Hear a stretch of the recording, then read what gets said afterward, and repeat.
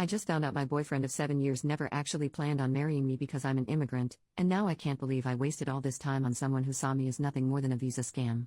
I, 29F, moved to the US 7 years ago as a grad school student from Indonesia. I met my boyfriend, 30M, a few months after I moved, and we've been together ever since. My boyfriend is a US citizen. After I graduated, we had a serious discussion about where our relationship was headed. I made it very clear that I wanted to eventually get married and have children. My boyfriend echoed the sentiments. I remember asking him if he saw that happening with me because I didn't want to be in a relationship with no future. He told me he loved me, and that we were definitely headed in that direction. As of last week, we've been dating for 7 years. We've occasionally talked about marriage, but we were both busy with our respective careers, so the timing didn't seem quite right. However, recently my company announced that there's a chance that my department's work will be outsourced. I'm on an H-1B visa, temporary worker, so this means that I need to start looking for a job as soon as possible if I want to continue staying in the US. Last week during our anniversary I brought this up.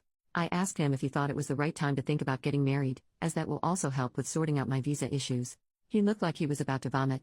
After much prodding, he confessed that he wasn't planning on us getting married before I was able to get a green card, permanent resident, in the US.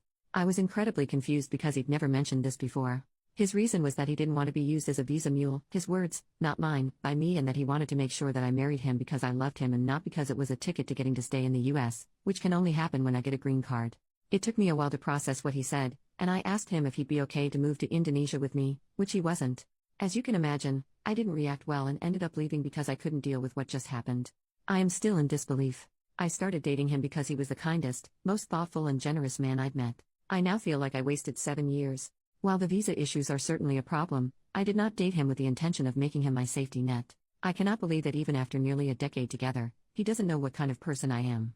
I feel like this relationship is possibly over and it hurts. It hurts so much. Update, 10 days later. A few days back I made a post about how my boyfriend of 7 years didn't want to marry me because I was an immigrant on an H-1B, and he didn't want to be a visa mule. I got a lot of wonderful comments and DMs, a few trolls too, but that's expected from Reddit, haha.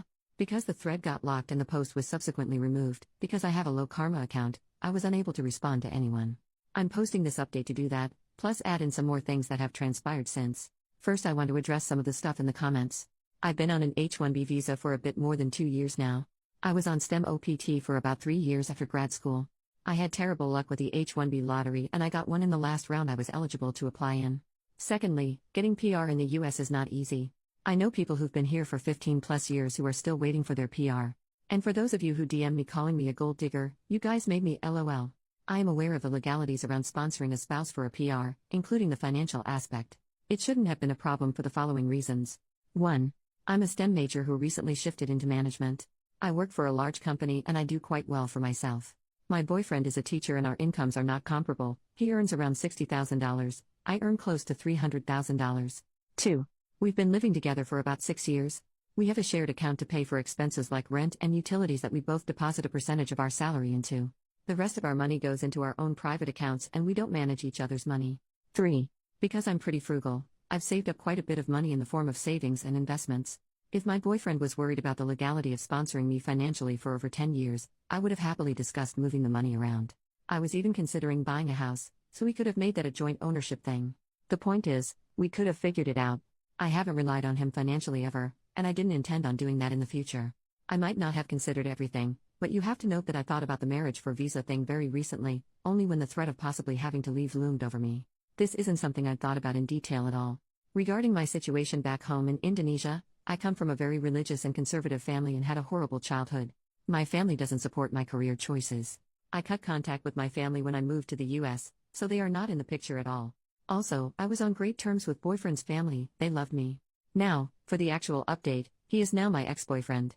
I took a few days to collect myself and then reached out to him wanting to talk. He agreed. It turns out that he has been insecure about earning less than I did for a while. Apparently, his friends have been poking fun at our relationship, calling me the sugar mommy because I take care of most of the expenses. He never told me this until now. He apparently didn't feel like an equal because our pay differs so much and started feeling that I was only with him as a quick way to get a PR here. I was speechless. I couldn't believe that his friends gaslighted him into doubting our relationship. I reminded him how he had supported me when I was in grad school, like getting me groceries when I had little money to spare, allowing me to stay with him rent-free in my last year of grad school to help me minimize expenses so I didn't have to take out a loan, letting me use his car when I was attending interviews. I told him that he did them because he loved me, and me taking on the majority of household expenses, since I started working, is my way of paying him back for all the things he did for me back then. He said that he gets what I'm saying, but also that he didn't expect me to start earning more than him straight off the bat. I asked if there was any chance he'd consider going to couples therapy, like some of you had suggested, and he declined because he didn't think he was being unreasonable. He said that he wanted to be the provider in a relationship and that he didn't feel like one in ours, so there's no going back from this unless I quit my job and found another that paid substantially less, which isn't going to happen. Well, long story short, we broke up. His family is in disbelief, they were hoping that he would propose soon. I've moved into an Airbnb for now. A little bit of good news to end this update with. My company offered me a similar role in a different department. However, this is based out of France, and there's a small decrease in pay. I've always dreamed about living in Europe and I've accepted this offer. I've signed the relocation agreement, and I'll move there in the next 8 to 12 weeks. A few comments. People took apart my update to point out a discrepancy.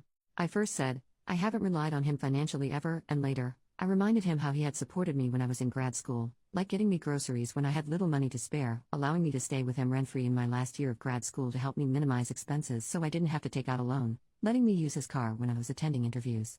I'm sorry for wording my feelings poorly. I never asked or expected my ex to help me buy groceries, or house me.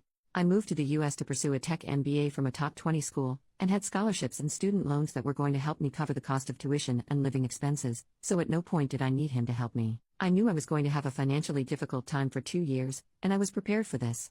My ex, however, did not like that I was eating cold sandwiches and instant ramen most of the time and would bring me some groceries, vegetables, frozen food, and the like, because he wanted to make sure I was eating well. He was also the one who proposed the idea of me moving in with him, because he wanted us to live together, and also thought it would lower my stress levels. He was an extremely kind, considerate, and generous man, and it was one of the reasons I fell in love with him. I am extremely grateful for his support. But I wasn't relying on it. Had he not done any of the above, I would have managed. Second update, 1 year and 3 months later, I'm back with an update after about a year of moving to France. My previous posts are on my profile if you guys want to check them out. I absolutely love it here. The language barrier is very real, but I'm taking classes, and the people around me have been incredibly helpful. I've spent the last year experiencing all the good things Europe offers. I've visited multiple cities in France, Netherlands, Belgium, Spain, Portugal, Switzerland, Denmark, Germany, and Luxembourg. I cannot believe how gorgeous all of these places are, and the more time I spend here, the more I think about how fortunate I am to be able to experience this. I'm soon traveling to Italy, and I'm excited about everything. My work-life balance is also incredible. I was frequently putting in 10 to 12-hour work days in the US, and I can count on one hand the number of times I've had to work more than 8 hours a day here. I love the emphasis on personal time, and I cannot fathom going back to the way it was before. I haven't had the courage to get back into dating yet. My experience with the ex has left a really bad taste in my mouth.